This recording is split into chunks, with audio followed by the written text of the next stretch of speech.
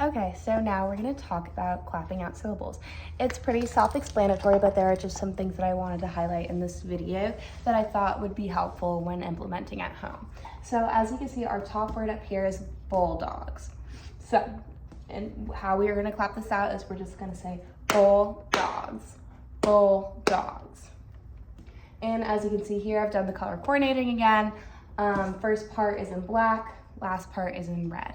And again, that just helps our students kind of be able to like see the difference and kind of see where that split is.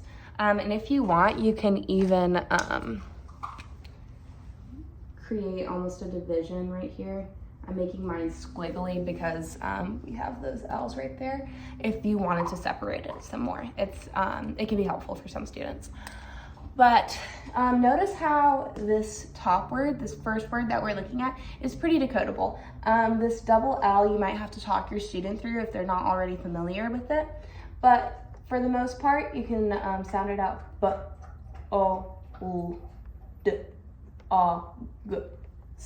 Bulldogs.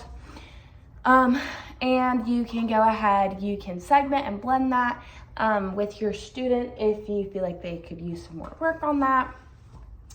And then we're gonna come down here to hairy, hairy. Again, just clapping out those two syllables.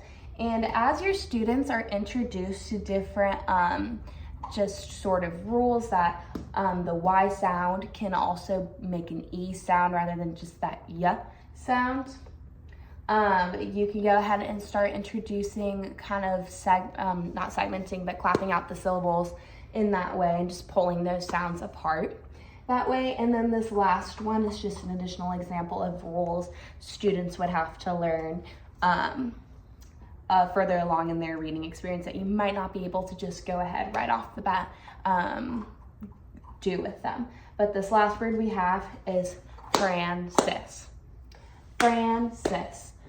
And we have our first part, we have our Fran, then we have our sis. And then the kind of sound that your student might not be familiar with at first is this C, making that sound paired with our E.